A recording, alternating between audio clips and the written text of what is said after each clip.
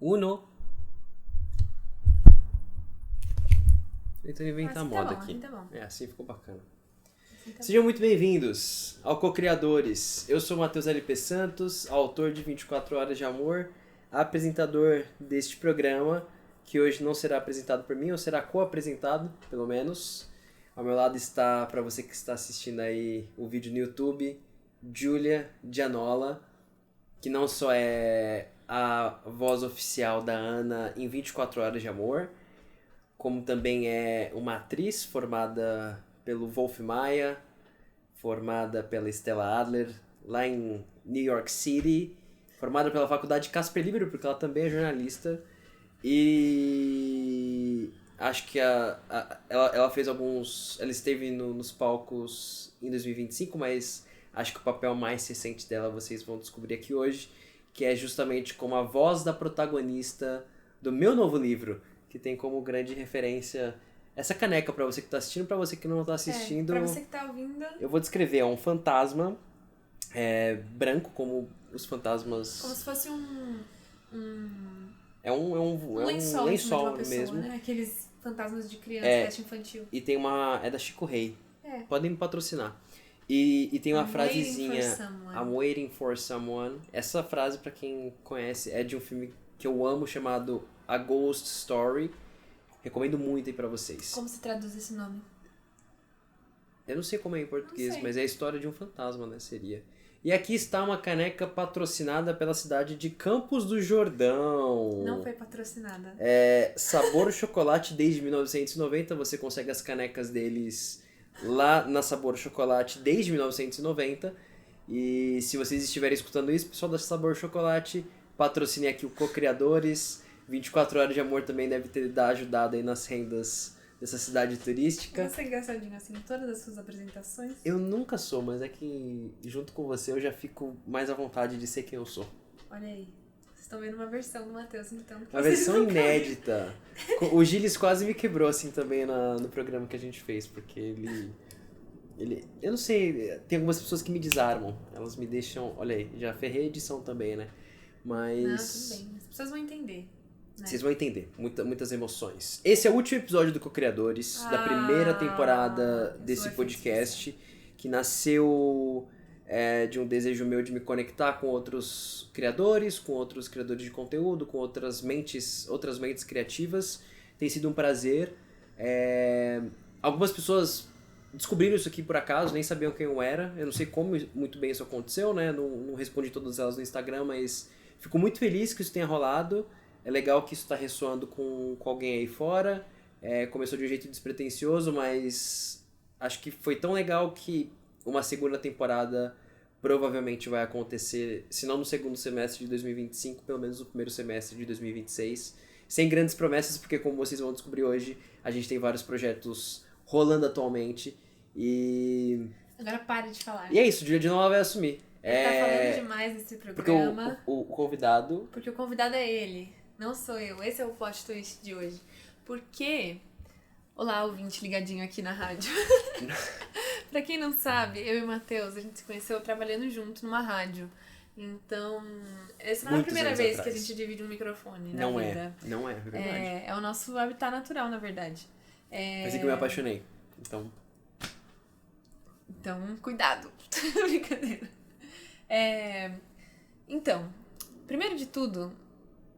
Você já se apresentou. Sim. Mas eu queria saber como é pra você agora voltar pro microfone. Porque você apresentava um programa na rádio, pra quem não sabe, ao longo da faculdade, até 2021.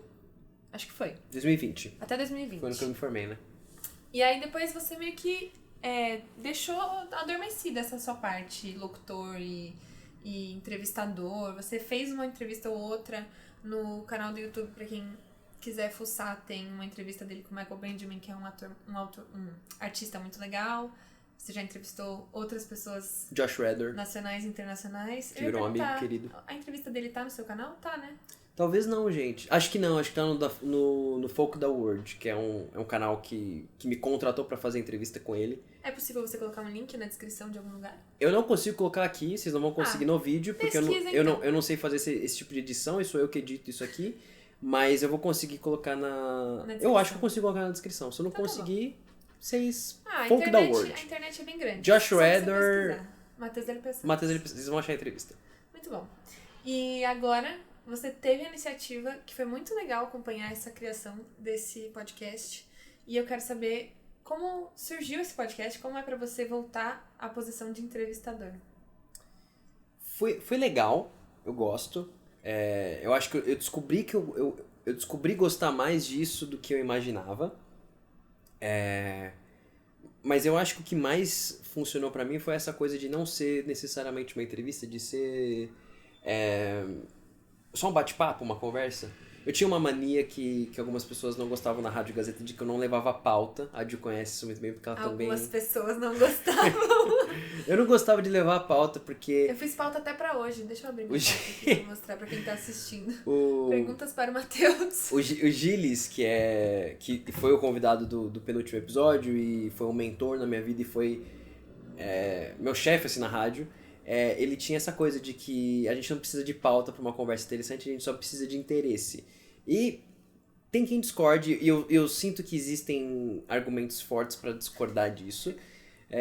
Mas eu acho Mas também existem argumentos a favor. Eu acho que muita gente que, por exemplo, liga uma rádio ou encontra um podcast que gosta, nem sempre você conhece o entrevistado. Então, é interessante você ter essa visão de curiosidade. É isso. Me fala você quem você é.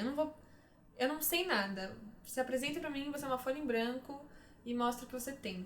Mas, por outro lado, eu acho que é interessante você... E deixa as pessoas um pouco surpresas. Porque, especialmente quando você essa fala... vontade, né? De não saber. E de você se colocar numa posição de, cara, a gente vai falar sobre o que você quiser falar, sobre o que você estiver disposto a falar. Eu acho que com Co-Criadores a ideia era essa mesmo, conversar com pessoas que eu admiro o trabalho, que eu tenho acompanhado o trabalho já faz um tempo, e como escritor, e como uma pessoa que trabalha, um jornalista que também trabalha em casa, home office, é fácil você se isolar, especialmente na escrita.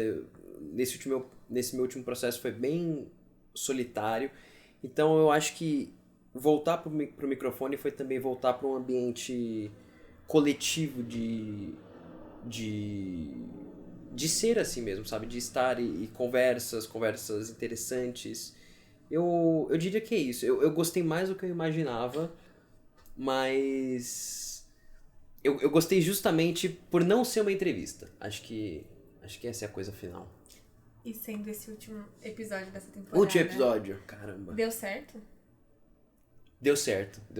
Foi um sucesso pra você? Foi um sucesso. Eu tinha vários objetivos com isso, né? Poucas pretensões no sentido de retornos financeiros, retornos de visualizações, de ouvintes, mas... Podcast não é uma coisa que tem esse poder. Se esse é o objetivo, não faça... Mas eu também sou escritor, né? Então se esse fosse meu objetivo com as coisas que eu tento, seria difícil.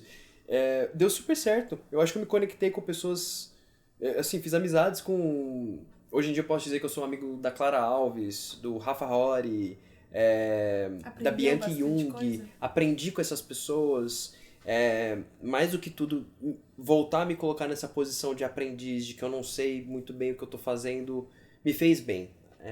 A gente tava falando algumas horas atrás, em off, assim, sobre quanto mais você lê, quanto mais você se intelectualiza, mais você se coloca numa posição de que você sabe mais do que os outros. Então, tá no Isso é um perigo.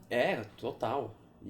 E conversar com pessoas que têm uma caminhada mais extensa do que a minha, que já passaram pelos pontos que eu passei, tem sido um exercício de humildade muito positivo pra mim. E tem aquela coisa do Richard Rohr, lembra que uma vez eu falei pra Ju, tem esse padre que eu amo, pra você que tá assistindo ou ouvindo, chamado Richard Rohr, e ele tem esse conselho de que todos os dias a gente precisa de uma humilhação ao dia. É o que a gente precisa. A gente adora isso. A gente, inclusive, fala... quando a gente lembra, né? A gente fala qual foi a humilhação e qual foi a glória do dia. A gente inclui a glória também. Porque todo dia precisa ter uma pequena tristeza e uma pequena felicidade. É isso. Então... Quais foram as suas hoje? Hoje? A gente ainda tá no meio do dia, né? São 4 da tarde. Tem tempo pra ter algumas humilhações. A humilhação de hoje foi... Eu lavei a minha bolsa, que eu uso todos os lugares da minha vida. E eu uso essa bolsa há 1 ano e não tinha limpado ela até hoje. E aí eu fui limpar Saiu preta a água. Saiu preta, da cor do meu cabelo, assim. Eu falei, nossa, eu tava andando por aí com essa bolsa suja. Essa foi Ela pode ter pequena desbotado. humilhação. É uma opção. Pode ser, mas eu sinto que não. Eu sinto que foi sujeira mesmo. Mas foi bom que eu limpei. Então a glória também foi que agora eu tenho uma bolsa Foi uma limpa. glória e uma humilhação. Isso é o melhor dos casos. Eu acho que eu encontrei ali o... Eu não soube dizer o que é, mas... Você encontrou algo. Um ponto de equilíbrio, eu acho. E você? Pra mim,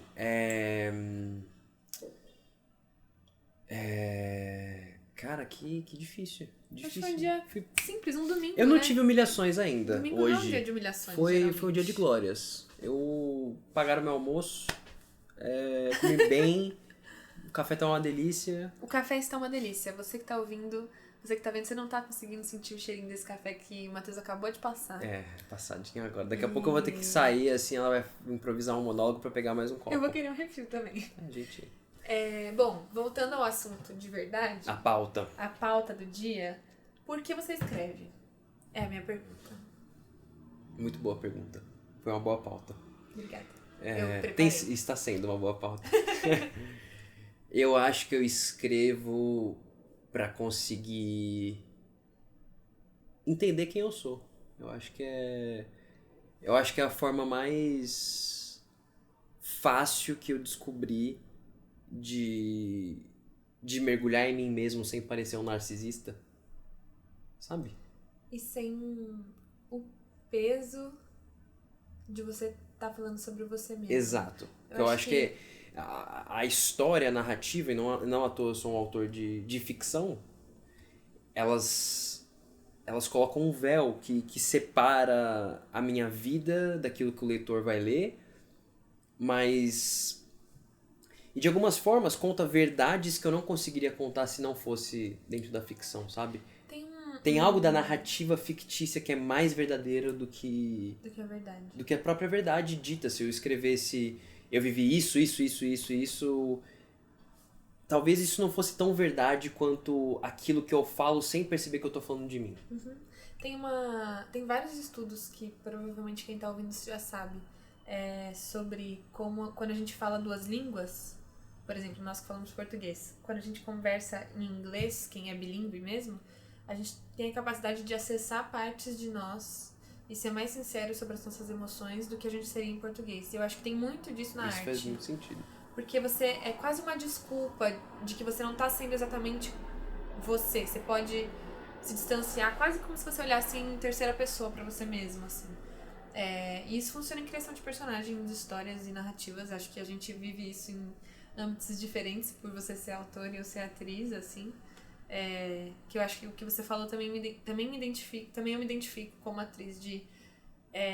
quando você cria um personagem, quando você estuda uma história, você tem que entender em você o que bate parecido com aquilo do personagem. E às vezes até inconscientemente tem uma cena que te mexe muito, você fala, mas por que essa cena tá... Ah, entendi, é porque eu sinto isso em relação a uma coisa da minha infância. Sabe, você vai... E com a escrita a gente não tem nem essa blindagem, né? Não é um personagem que chega e... Não são palavras de outra pessoa. Você tá o tempo inteiro descobrindo algo que você diria, algo que você poderia fazer. E eu acho que autoconhecimento também ajuda muito nesse sentido, de quanto mais eu me conheço, mais a minha escrita consegue ser genuína, ser sincera, no mínimo. Eu não sei se ela é boa, se ela ressoa com outras pessoas, mas no mínimo ela é sincera, no sentido de eu tô sendo sincero comigo mesmo, sem precisar pedir desculpa pelas coisas que passam pela minha cabeça, pelas coisas que ressoam comigo, sabe? Tá, mas tem um limite nisso, eu acho. Tem. Quer dizer, eu não sei. É uma pergunta pra você. Porque também autoconhecimento demais pode te blindar da criatividade. Você acha isso? Porque eu acho que... Tem quem diz que... como é aquela expressão? Ostra feliz não faz pérola, um negócio assim. Sim. Porque eles têm que ter um sofrimento que serve de combustível. Você acha que isso é verdade? Eu acho que a segunda parte da frase de que precisa existir algum grau de sofrimento, mas eu acho que o próprio autoconhecimento gera isso. A gente tirar a máscara que blinda a nossa própria pessoa de quem a gente é bem doído. perceber que a gente tem a ilusão tem... de que você se conhecer demais é uma cura. E é de algumas formas. É uma cura, mas como toda cura, é o doloroso. veneno. Uhum. É o veneno que, assim que você ingere, ele pode fazer seu estômago ficar ruim. E pode demorar um tempo até você sentir cura. E não à toa... Eu tenho demorado muito para lançar meu próximo livro por causa disso, né? Porque o meu processo de encontrar cura na escrita, de conseguir transmitir verdadeiramente o que foi a perda que motivou essa história e o que foi também o milagre da cura, isso demorou, né? Isso demora. Não é tão veloz quanto eu achava que era, sabe? Você tem alguma pergunta? Eu não tenho uma pauta, né? Mas... Mas nesse assunto. O que você acha disso, então? Eu concordo. Acho que você falou umas coisas que inclusive, eu não tinha pensado por esse lado. Que o autoconhecimento, por mais que ele cure, ele dói também. Você vê coisas que às vezes te causam outras dores, né? Não são as mesmas dores, e são umas dores conscientes, às vezes. Que dão tanto pano pra manga quanto as que você não sabe de onde vem, assim. Quando você sabe de onde vem, isso também dói. Inclusive, eu falei essa expressão pano pra manga, eu lembrei do vídeo do Gregório a mesma do coisa Vivier. essa semana. Você sabia que pano Eu pra achava manga que era pra limpar mesmo a boca. Cala a boca, não acredito. É real, eu achava que pano pra manga era você comia a manga e a manga sujava, especialmente pra homem, assim, sujava a barba, né? Então você precisava de um pano pra manga. Não, eu sempre gostei dessa expressão, mas eu sempre soube que era pano da manga comprida. Explodiu minha cabeça, cara. Eu jamais... Mas faz bastante sentido. É legal quando a gente encontra uma coisa que explode a nossa cabeça, assim, né? Porque a gente vai... É ótimo, é um neurônio... Claro que a gente vai crescendo, a gente vai entendendo que a gente sabe menos do que a gente acha que a gente sabe, mas ao mesmo tempo você tá ficando meio velho, já, né? Tipo, tem coisas que você já sabe. É difícil você não ter mais certeza. Por exemplo, você é escritor, você acha que você conhece a língua portuguesa. Aí... Não? É que o meu caso específico, eu acho que não, porque eu tinha... Tipo, eu tava jogando basquete esses dias com uns amigos e eles estavam falando de aulas. Porque o Matheus joga basquete. Eu jogo basquete. Gente, eu gosto do Matheus e a gente se dá muito bem. Porque ele é um homem múltiplo. Eu contenho multitudes, como diz Bob Dylan. Como diria Bob... Imita ele aí, como é que ele... I contain... eu não vou lembrar. I'm just like Anne Frank. I'm like Indiana Jones. Caramba, igualzinho ele. Você vê, Bob Dylan. Muito bom, gente. Enfim. Que você tem muitos interesses. Então Eu você tenho tava muitos jogando interesses. basquete, que provavelmente O que leu seus também livros ajuda nem na tem ideia de que acontece. ajuda na escrita. Acho que sim, acho que os Fala vários mais. interesses. Sobre isso? Eu acho que sim, eu acho que... Eu li esses dias um artigo no jornal 451, que era uma pessoa... Não, melhor não puxar não, porque tá embaixo do nosso setup. Mas tá ali. E era uma pessoa dizendo que conversas interessantes são o que geram conteúdo para um escritor. A escrita só refina isso.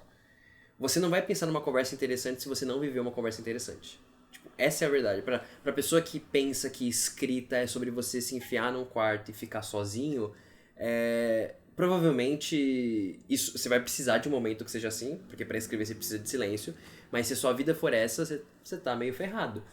Você precisa de contato e fazer coisas diferentes cria respostas diferentes nossas. Então, o Matheus que joga basquete não é o mesmo Matheus que pinta aquele quadro que tá ali atrás e as ligações que o cérebro faz são diferentes. E em uma dessas conversas, um garoto falou que ele tinha uma prova de gramática no dia seguinte. E aí um amigo dele falou assim, nossa, o Matheus deve adorar, ele é escritor. E eu não adoro muito, porque a verdade eu não conheço muito bem as regras assim, de português. Direto a gente tá numa conversa e eu pronuncio uma coisa errada.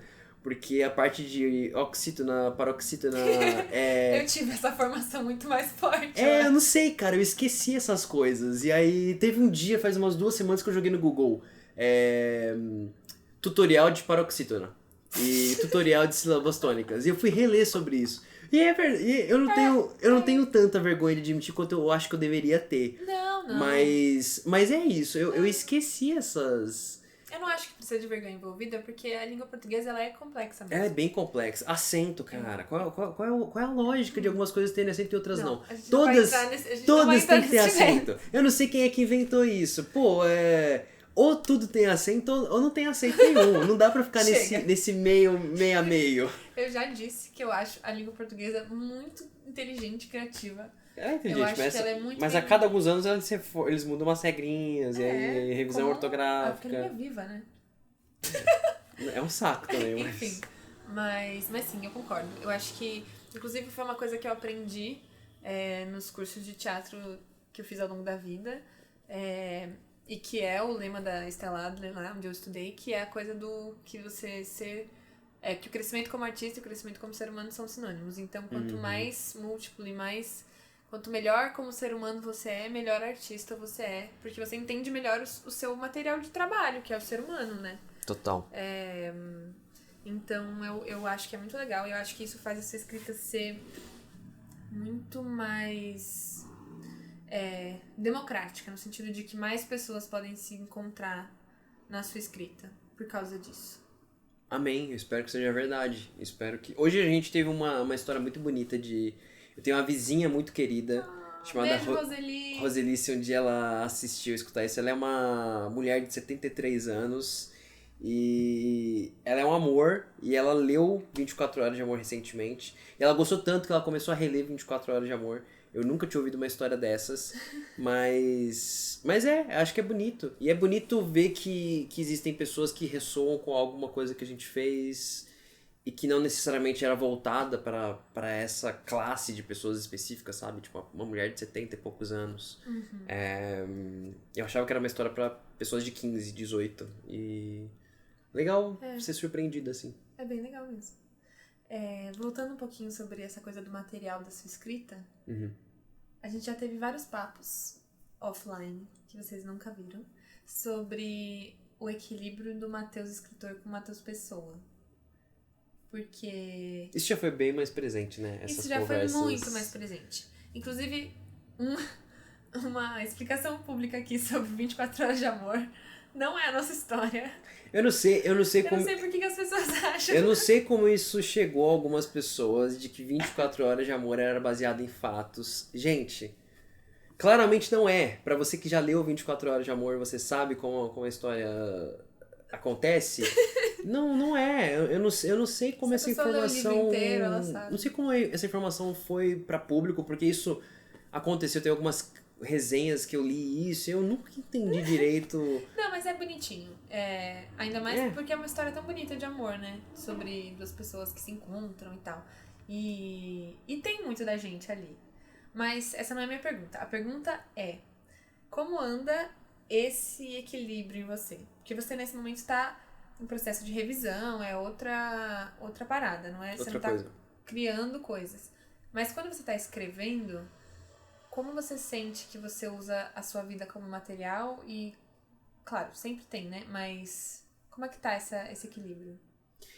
Eu diria que ele tá bom no sentido de que cada vez mais, pelo menos nos últimos tempos, eu tenho usado menos as pessoas ao meu redor.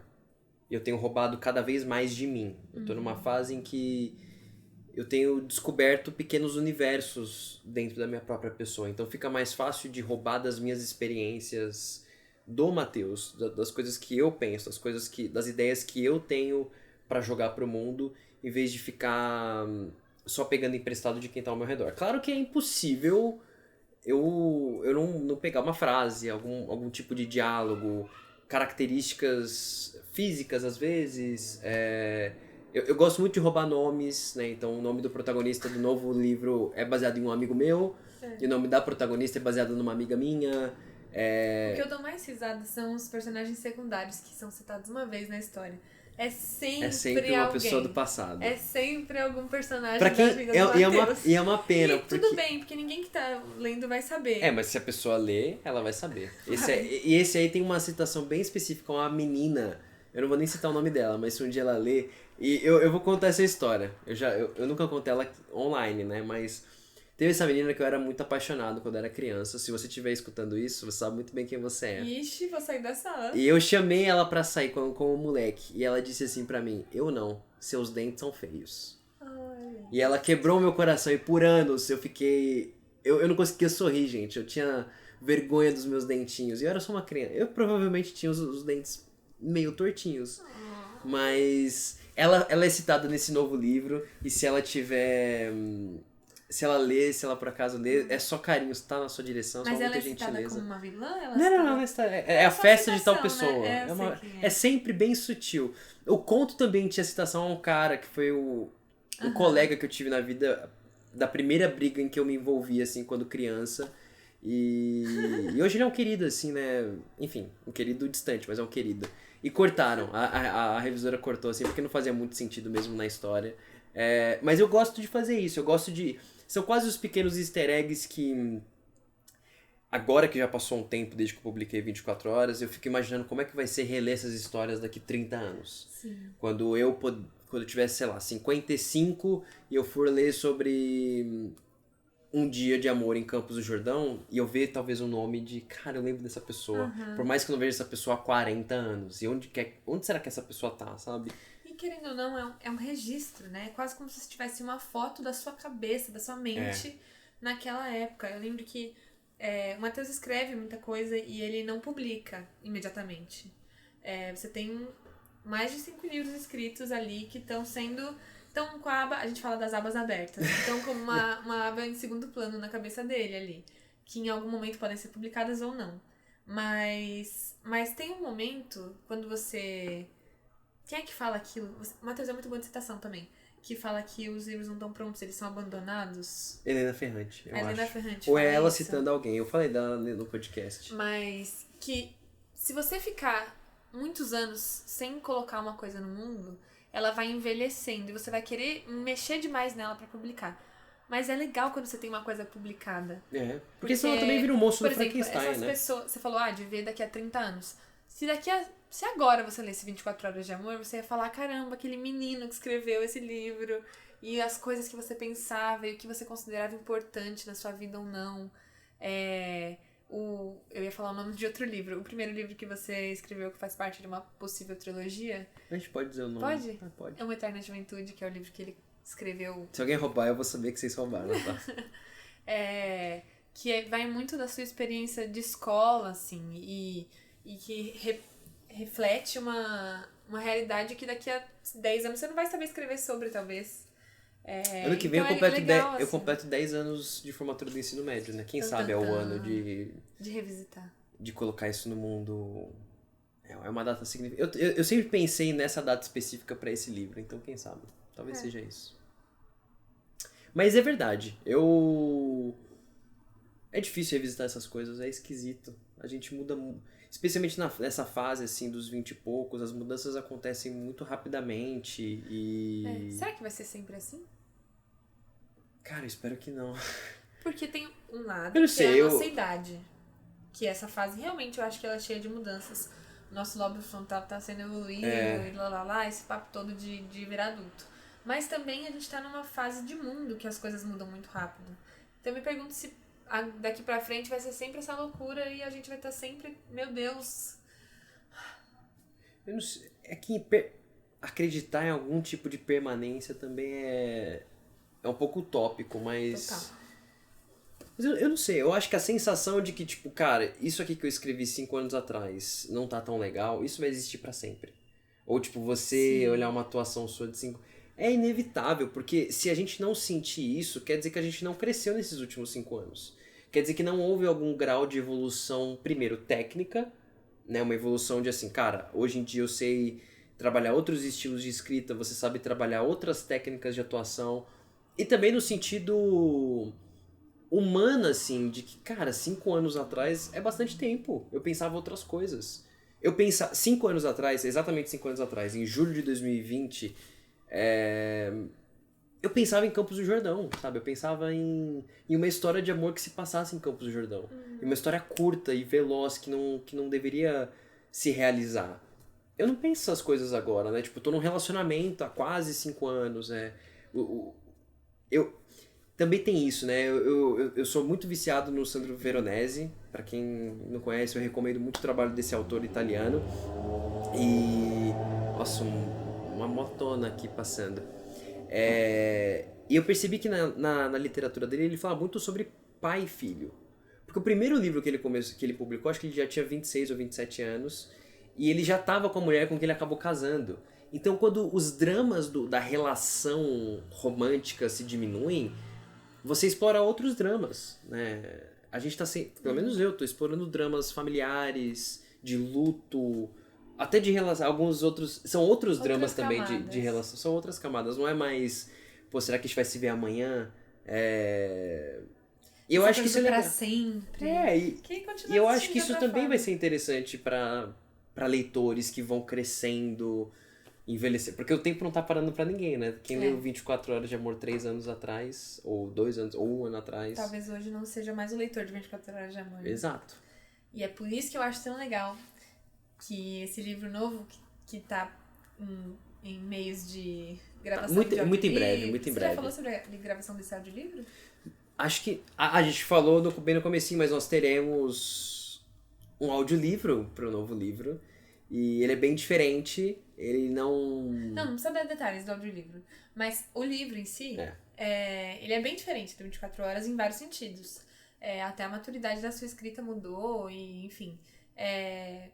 Então é legal saber que o leitor do 24 Horas de Amor talvez hoje esteja maduro o suficiente para ler o novo livro, que se chama... A gente já pode falar, sério? Não, será acho que eu que não. anuncio Acho assim? que não. Eu acho que não, gente. Isso vai ter que ficar pra uma próxima. Mas o que eu posso dizer sobre esse novo livro é que ele sai muito em breve, e o que significa 2025. Então, este ano o livro estará nas mãos de vocês. Físico, nós já temos uma confirmação de certas pessoas interessadas nessa publicação.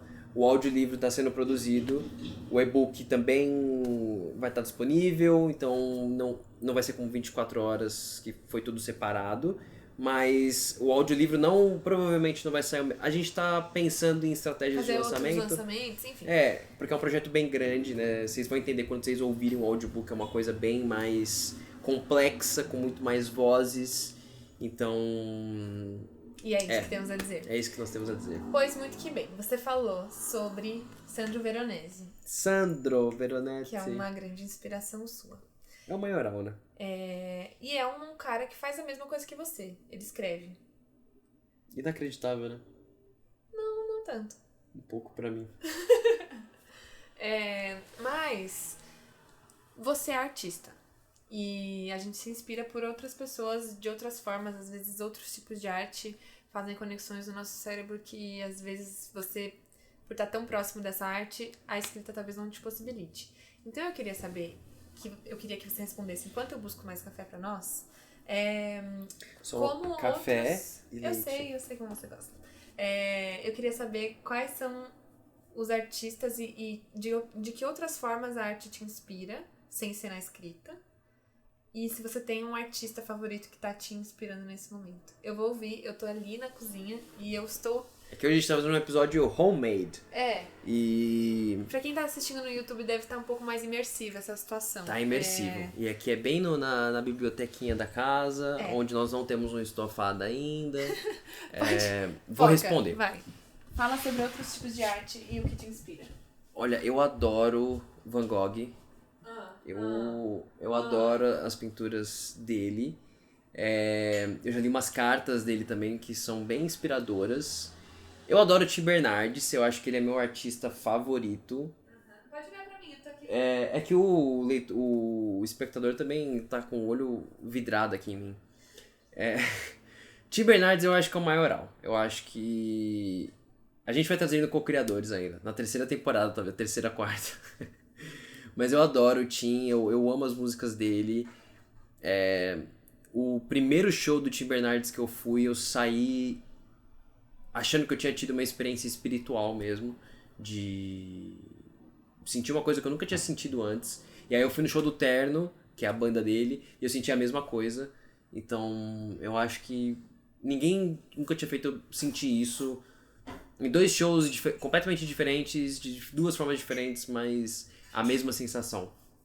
O outro seria o Sandro Veronese, que tem, sabe? Mas eu tô numa fase bastante fã da Phoebe Bridgers. Eu adoro as músicas dela. Eu amo Scott Street. Eu tenho escutado essa música todos os dias, a Ju não aguenta mais. Não é verdade, eu gosto dessa música. Eu gosto da Gracie Abrams. Tenho curtido umas músicas dela que eu descobri nesses últimos tempos. Tá ouvindo mais mulheres. Billie Eilish? Olha aí. Você falou Billie Eilish? Não, eu falei que você tá ouvindo mais mulheres. Ah, sim. Ah, mas eu sempre gosto. Eu gosto muito de Olivia Rodrigo. É verdade. Que é o que eu escuto na academia. Não, tá, mas você tá falando de pessoas. Eu Tá. queria saber como... Inspiração final. Porque eu vejo muito você escrevendo ouvindo música. Você tá editando o áudio. Bastante leite, né? Perdão. É que eu tava muito prestando atenção no que você tava falando. Você escuta música, inclusive enquanto você edita o audiobook, porque eu acho que te coloca numa zona, assim. Uhum. E eu queria que você falasse um pouquinho sobre isso, assim.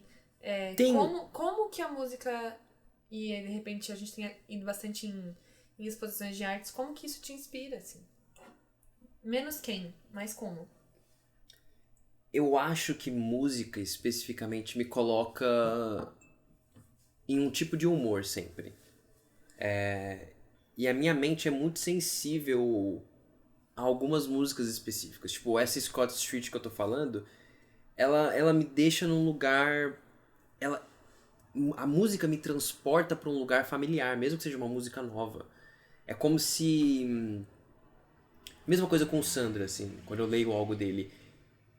A sensação que essa pessoa tá expondo e tá colocando pra fora dela, eu já senti também. Não importa que ela tá falando da Scott Street, ou que o Sandro Veronese tá falando do verão na Itália, ou que o Tim Bernardes tá falando da Bahia que ele nunca... Não importa isso. E às vezes é tão esquisito, eu nem escuto a letra. Uhum. Scott Street, eu só sei o Don't Be a Stranger. Eu literalmente, eu não sei cantar mais nada dessa música. Eu nem lembro do restante da letra. Mas tem um lugar que ela me transporta toda vez que eu escuto. O Sandro tem alguns parágrafos dele que eu... Cara, do que você tá falando? Mas eu tô sentindo. Você é muito... Ele tá me colocando em contato, não com ele. E é isso que eu acho incrível. Não é uma arte narcisista. Ele tá me colocando em contato comigo mesmo. Com o que existe em mim, que é familiar pro Sandro, sem que ele saiba que é familiar pra ele. Que é familiar pra Gracie Abrams, pra Phoebe Bridgers. O cara de This Is Us também, o Siddhartha Khosla. São artes que transportam mesmo. Van Gogh tem... Eu não conheço Van Gogh, eu não sou um especialista de arte, ou Monet, assim, mas tem algumas coisas que essas pessoas fizeram que eu olho e...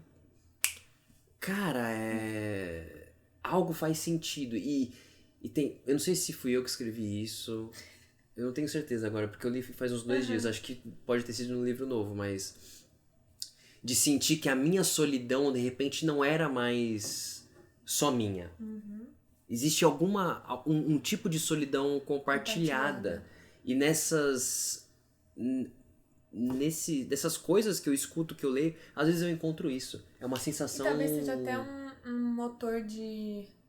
Tá, então eu posso falar, sabe? É isso. Então eu posso escrever porque eu não tô sozinha. Depois que eu sou transportado nesse momento por Scott Street, ou ouvindo o audiobook, editando, eu falo, quer saber? Isso aqui não é tão clichê. Uhum. Talvez isso aqui que eu escrevi também transporte alguém. E talvez, lendo isso aqui que eu escrevi, eu tô sentindo a mesma coisa que ela tá falando aqui. Então, eu acho que eu não tô tão errado assim. Eu acho que o que eu tô falando é humano. Sim.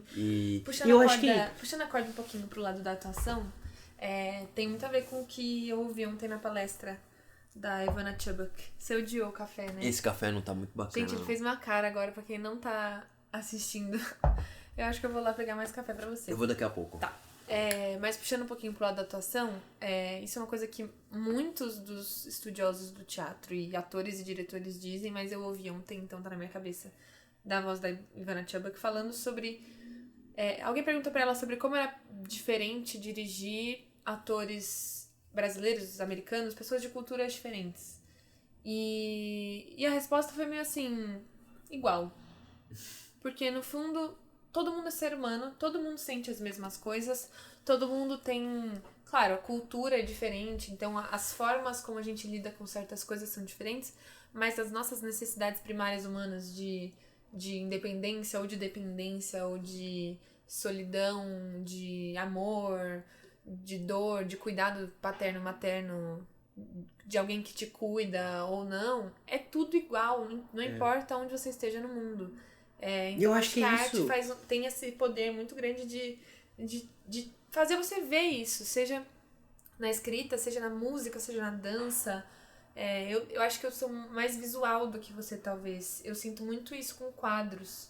A gente foi no MASP, pega ali, quero mostrar pra quem tá assistindo. A gente foi no MASP, que tá tendo aquela exposição do Monet, e eu vi este quadro aqui, que é o... Pra quem estiver escutando. A Cabana da Alfândega, pra quem tá ouvindo, quiser pesquisar no Google, mas quem estiver vendo é esse aqui. Que é uma casinha na beira do mar, assim, em cima de uma cordilheira, parece. E é a coisa mais simples do mundo. Eu não tenho ideia do que esse cara quis mostrar nesse quadro. Mas eu, parada na frente desse quadro, fiquei com vontade de chorar. Me deu uma sensação de paz, de solidão, de completude, de saudade, de um tanto de coisa que me deu criatividade pra querer escrever uma história nova que tá em um processo de ser escrita, assim. Então eu gosto muito disso. Eu acho que quando a gente tá se vendo de frente pra uma parede, assim, se você tá escrevendo, você tá meio travado. Tipo, eu não sei como é que eu faço essa cena, não sei como é que eu escrevo, como é que eu resolvo essa coisa. Acho que fugir pra outros tipos de arte, ou até fugir pra vida meio comum do ser humano, assim, de lavar uma roupa, de fazer o trabalho do CLT, assim, ajuda, né? Total, e é o que você falou, eu acho que no fundo a gente só tá querendo se sentir humano. E fazer coisas que lembrem, especialmente na era que a gente vive, né, que é... Meu pai tava mostrando essa semana pra mim um vídeo do Instagram feito por IA. E que o vídeo era e era engraçadinho, assim. Não é uma crítica ao meu pai, mas... Não, acho que todo pai tem mostrado nessas últimas semanas. Mas isso me vídeo de inteligência artificial. Pra mim isso é esquisito. Eu acho isso esquisito. Eu acho que por um tempo, assim, vai ser esquisito pra mim. Eu gosto das criações humanas. Eu vi uma pessoa... Não sei onde que eu vi isso agora, mas... Alguém falando que o ChatGPT vai ajudar a gente a sair dos becos sem saída que a gente entra na escrita. Por que diabos eu iria querer isso? Eu quero sair do beco. Essa é a graça. Se eu tivesse uma pessoa que... Quando eu venho pra Ju com... Cara, eu tô insatisfeito com esse final. A Ju não vira pra mim e me dá a resposta. Eu não quero isso. Até porque se a gente tenta dar resposta, você fala, não. Eu quero é descobrir. Às vezes eu quero puxar uma pessoa junto de mim pra gente descobrir junto. Mas eu quero descobrir pra onde essa história vai. Tem algum vício humano da gente facilitar eternamente a nossa vida até que a gente já não seja mais necessário. E por que a gente quer tanto facilitar as coisas?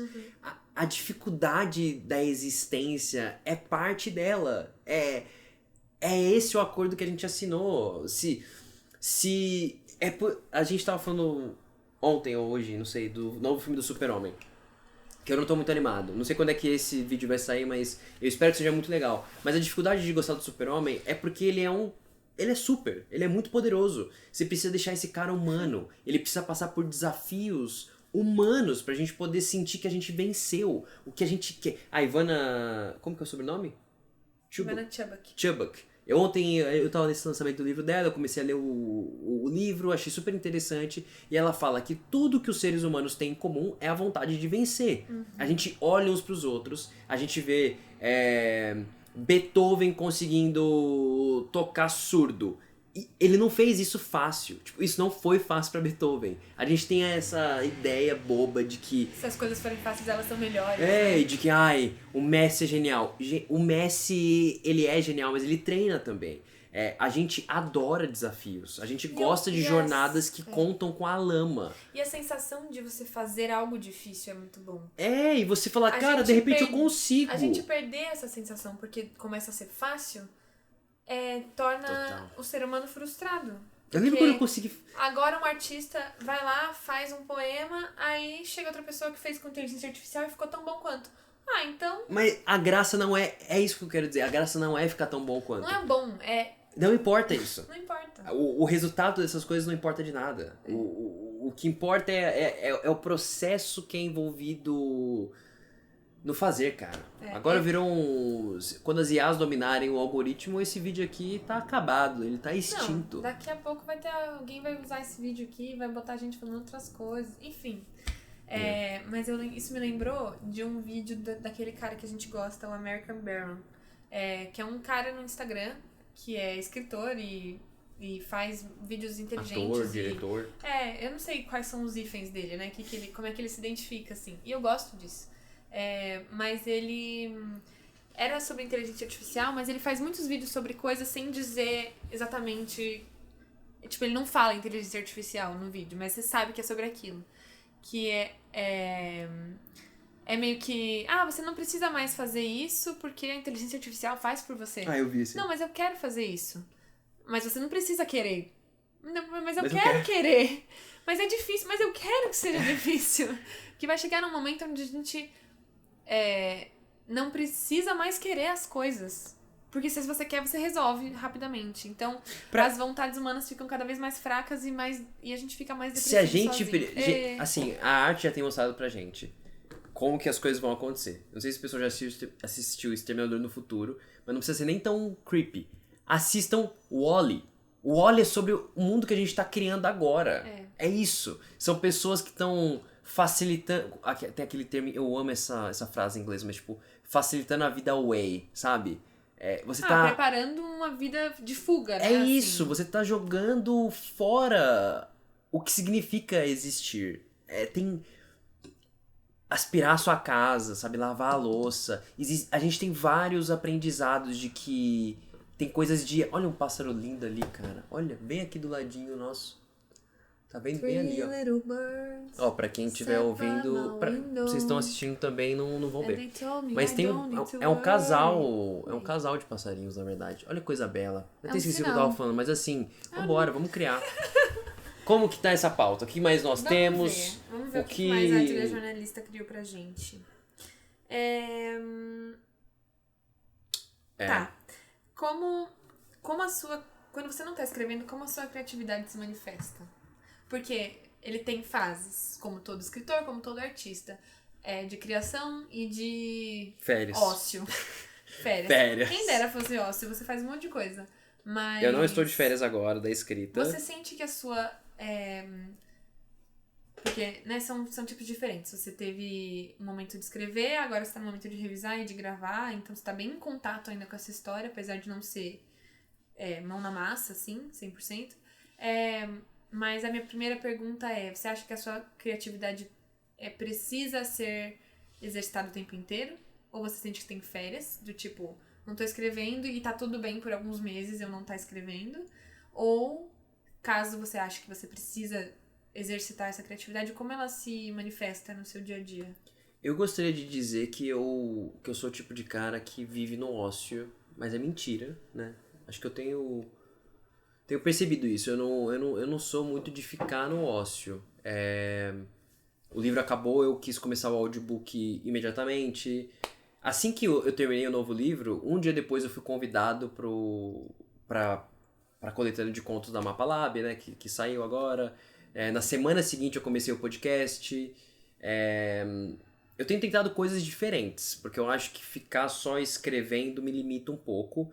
E depois que eu termino de escrever algo, eu adoro ler.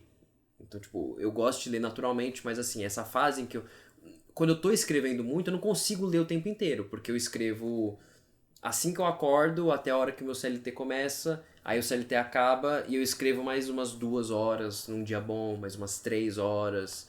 Então, quando eu tô escrevendo demais, eu não tô lendo. Pelo menos não tanto quanto eu gostaria. Então, agora que é uma fase que eu não tô tendo tanta escrita, eu leio o máximo que eu conseguir, o máximo de referências possíveis. Mas eu acho que é isso. Eu acho que o ócio faz bem. Eu acho que eu preciso reaprender a ter uma relação saudável com não fazer nada, mas eu acho que é legal se manter ativo de algum jeito. Até basquete, por mais bobo que soe, Não sou. basquete também é uma atividade criativa pra mim. Basquete é onde fisicamente eu sou um pouco livre. Eu testo movimentos novos. Eu não sou um puta de um jogador, mas eu sou um jogador com noção de jogo. Então eu consigo testar coisas, um drible que eu nunca fiz, um arremesso estranho que dá certo de repente. Eu me sinto criativo assim. E recentemente eu comecei a descobrir, graças a uma insistência da Ju, dança. Eu acho que eu gosto de dançar. Eu tenho uns momentos aqui que eu danço um pouco sozinho, nada muito estruturado assim, mas eu acho que eu não gosto de nada que seja muito pensado. A gente tá falando disso ontem, né, na volta do lançamento. Mas eu gosto de algo que me deixe não pensar. Improvisar. Eu gosto de improviso. Eu acho que é isso que minha escrita tá virando também, né? Mas eu gosto de improvisar. Eu gosto de. Cara, o que vai sair aqui hoje? Se eu tentar esse movimento de dança aqui, o que isso gera, né, em mim? Que sensação que isso traz? Se a gente mostrasse um quadro da Ju que tá ali atrás e um quadro meu, vocês saberiam imediatamente de quem é qual. Só por isso que eu falei. Porque os meus são um pouco isso, né? Esse improviso e onde é que isso vai dar. Você bota uma tinta ali e fala, o que eu posso E fazer os seus ali? são bem mais pensadinhos, cara. Mas aquele não foi tanto. Tem Aquele é lindo. Quer mostrar? Eu vou mostrar. Mostra os dois pra... Não precisa falar qual é qual. Igual Eu você vou mostrar falou. o meu mais bonito também, né? Não vou passar essa vergonha de mostrar aquele da alma. Que ninguém vai entender nada. Mas eu acho que... Aqui, pra quem tá no vídeo, vai conseguir ver. Esse é da Ju. Você acabou de falar qual é qual. Ih, caralho, puta merda. Esqueça, esse Ainda aqui. falou palavrão. Esse aqui é de quem? Vocês não Eu sabem. vou fazer audiodescrição enquanto isso. Pra quem tá escutando aí, acabamos de mostrar um quadro deles laranja. é bem laranjinha, com cores marronzinhas. Tem um toque de verde aleatório, tem um barquinho desenhado em preto. E esse outro é um fundo meio roxo, meio azul, meio várias cores juntas, com uma ilha flutuante, com uma... É o coração, talvez né? uma... É a alma. Olha aí. Eu não sei o que é. Não, mas legal. Gosto dessa ideia de que você exercita a sua criatividade de outras formas também. E que não são com a obrigação de ser bom ou de mostrar pra alguém. Esses dias ele me mandou... Esses dias não, já faz mais de uns 2 meses já. Quando a gente teve esse papo sobre a dança... Que não é dança, gente. Não é botar uma sapatilha de balé e sair fazendo pirueta. Vou postar no YouTube. Coloca mais ou menos aqui. Brincadeira, não bota não. Mas ele tava... Depois de uma mudança, de começar a morar sozinho, de sentir que as obrigações estavam transbordando na sua vida pessoal e tava tudo obrigação demais, é difícil encontrar um pouco a felicidade na simplicidade, assim. E aí eu falei pra ele, você já reparou que não tem ninguém que vai brigar com você se você botar uma música e sair dançando? Ninguém vai falar, vai fazer essas coisas. É só ligar uma música. A gente literalmente ouviu Hakuna Matata do Ótima música. Rei Leão, que inclusive na tradução em português é Hakuna Makata, sei lá. Tem alguma coisa diferente na tradução em português, que você falou, nossa, que esquisito. Enfim, só sei que encontrar essa criança interna que brinca e que descobre as coisas uma música muito boa. Bielzinho, do Terno. É verdade, muito boa também. Que são duas músicas que... Não as duas músicas, mas a gente dançar de qualquer forma é quase um segredo nosso, né? Você não precisa mostrar pra ninguém que você tá dançando em casa pra ser feliz, assim. Mas essa coisa de você experimentar, cara. Como se você estivesse brincando de casinha. Uma criança que tá... que vê Eu lembro que eu fazia muito isso quando eu era criança, a gente assistia Winx. E aí na escola a gente brincava de quem que ia ser a Winx. Eu sei de cor essa música até hoje. A fulana, a não ciclana. E não precisa... Gente, ninguém precisa ser bom. É só se divertir e ser. É gostoso isso. Sobre o que você falou também de outras formas criativas, tem uma coisa que eu acho que é peculiar, mas eu não escrevo coisas que não são livros, ou histórias, ou contos. Eu não tenho um hábito de todo dia escrever um diário ou algo assim, né? Que dizem que ajuda. Eu não faço nada disso.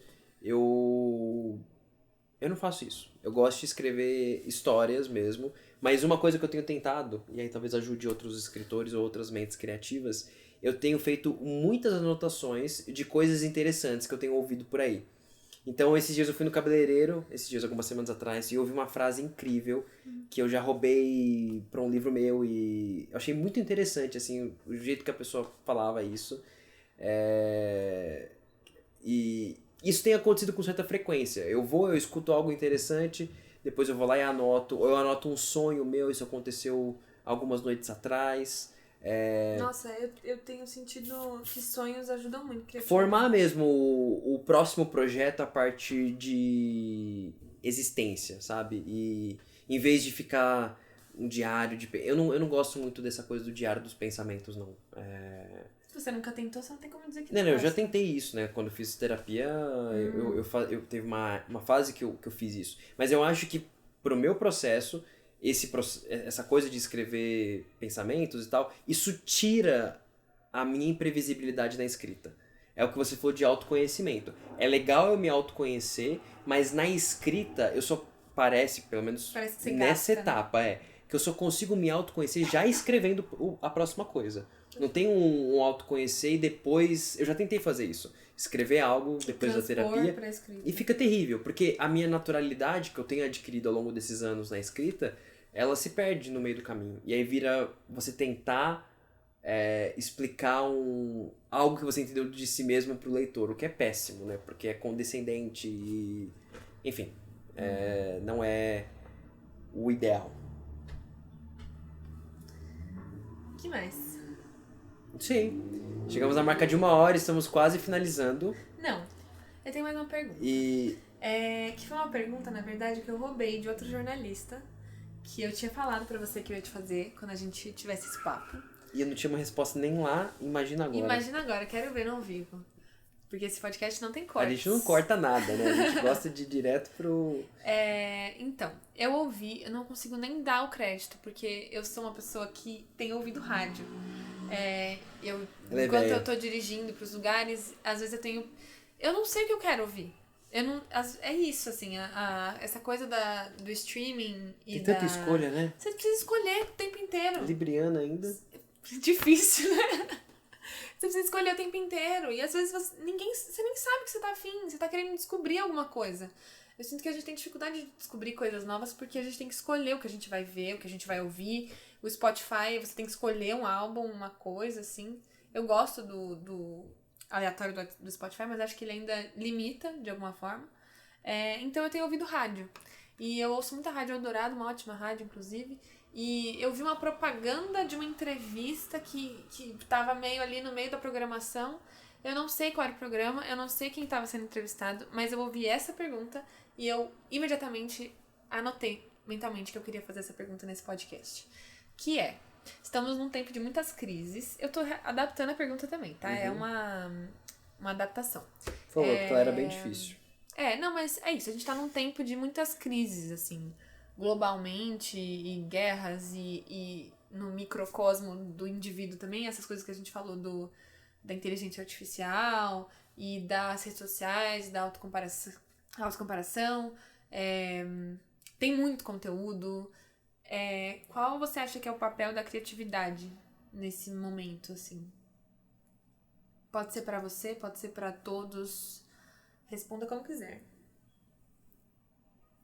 Eu vou fugir um pouco da pergunta e vou dizer que eu não sei o papel da criatividade ainda, mas eu sei que as histórias, independentemente do formato que a gente tá contando, e eu acho que por falar em histórias a gente tá falando de criatividade, elas vão ser fundamentais. Eu vi um tempão atrás um estudo sobre uma tribo da Amazônia, em que o povo de lá, eles tiveram um desentendimento, assim, eles pararam de falar dos ancestrais deles. Eles achavam que isso trazia uma energia negativa, assim, pra tribo e pro que eles estavam...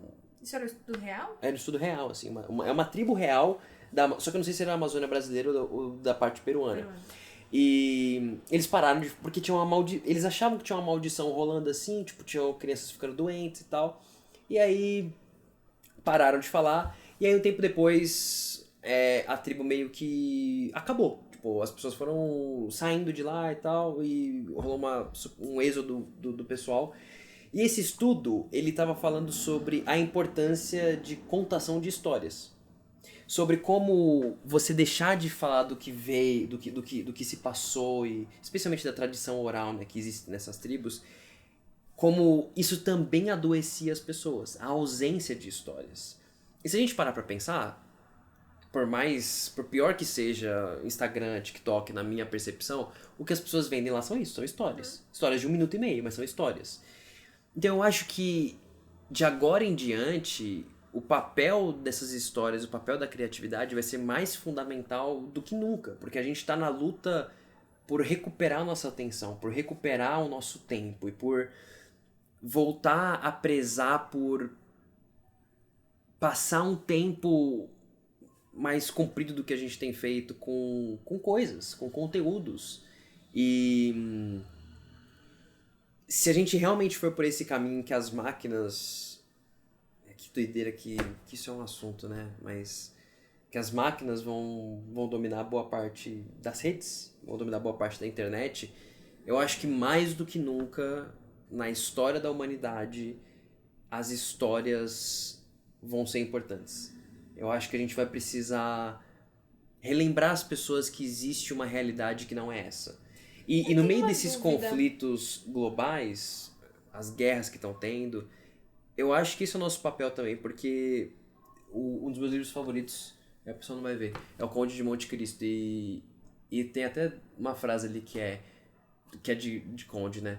Toda sabedoria humana se encontra nessas palavras: esperar e ter esperança. E para as pessoas que estão vivendo guerras, se tem uma coisa que as histórias podem fazer por elas, é dar algum tipo de esperança de que existe uma outra realidade que não seja essa. É o mínimo que a gente consegue fazer nessas histórias fictícias com finais felizes. E como diz uma das plaquinhas que a gente tem nesse escritório, nós ainda acreditamos em finais felizes. Então, eu acho que é isso. Pelo menos o que eu quero passar com as minhas histórias, e aí eu vou jogar para sua próxima dúvida, mas eu ainda acredito em histórias com finais felizes.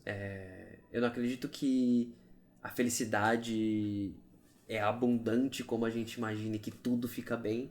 Mas eu acho que mesmo quando tudo não fica bem, ainda existe algo bem.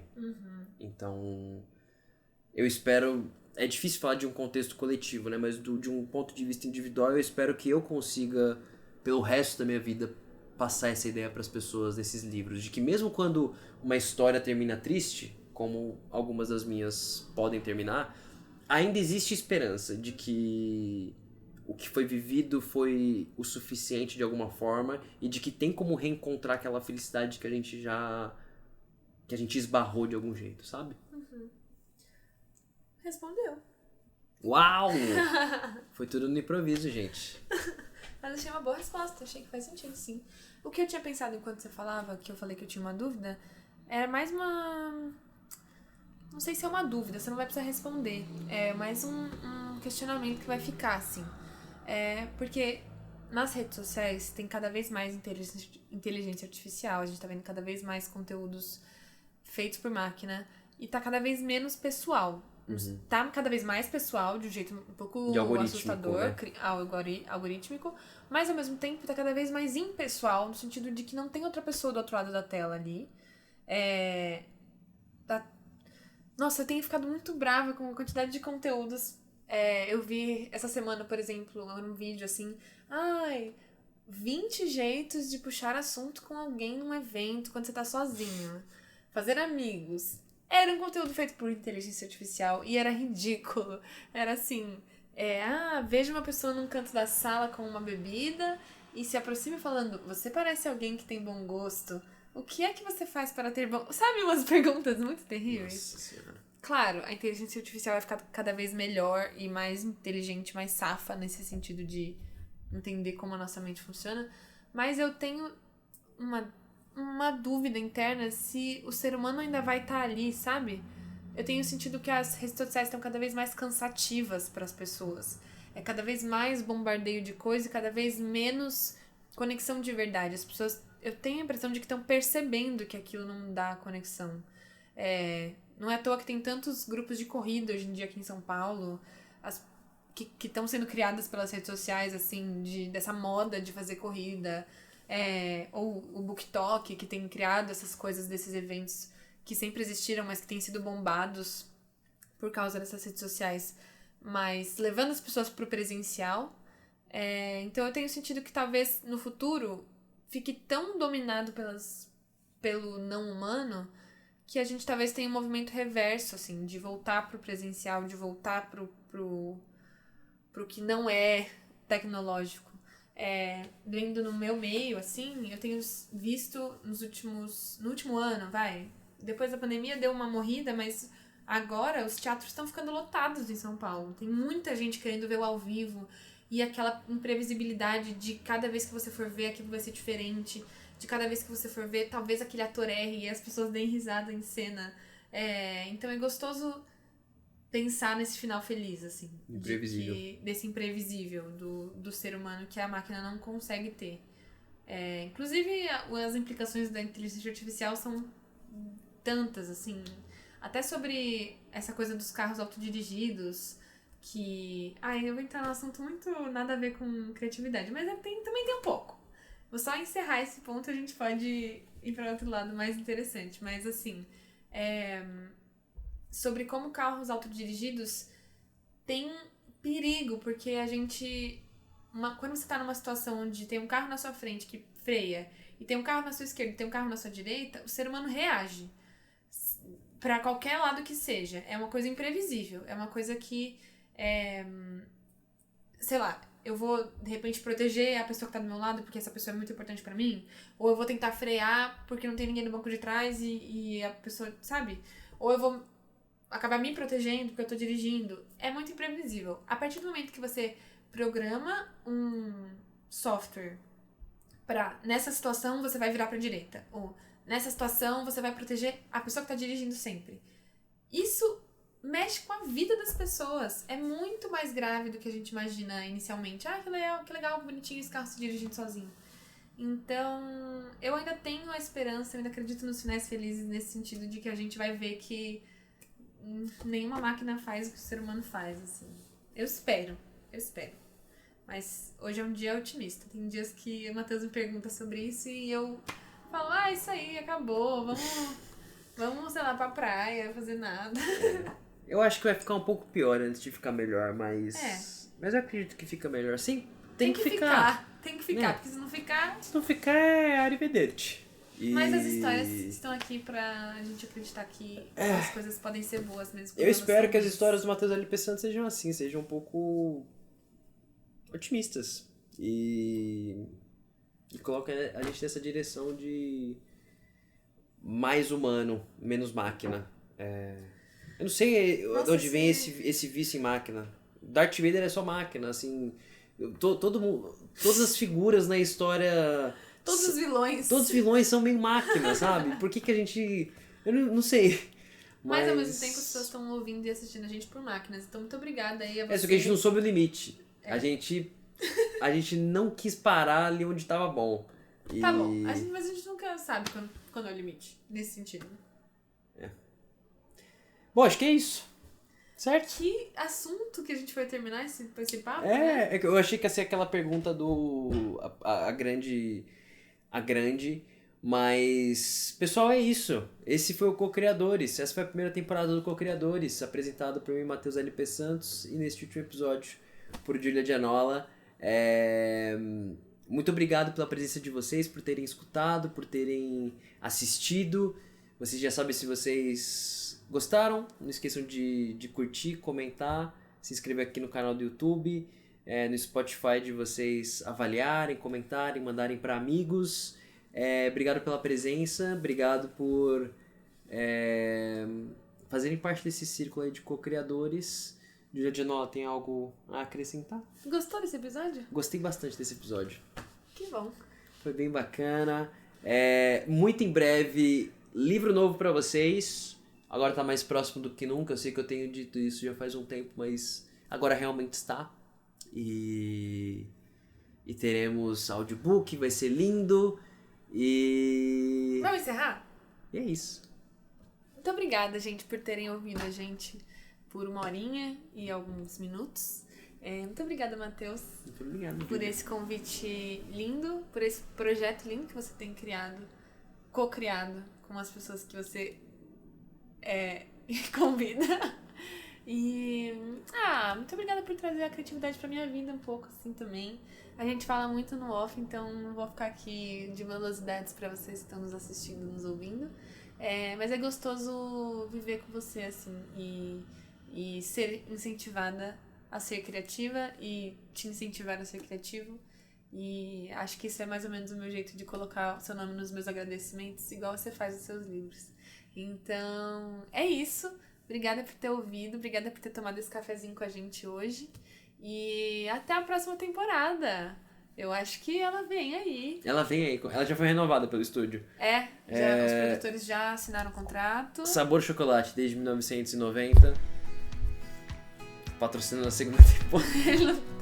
Eu vou ser processado, provavelmente. Total. Alguém patrocina ele, então, pra ele poder pagar esse processo que ele vai receber. E tchau. Um beijo.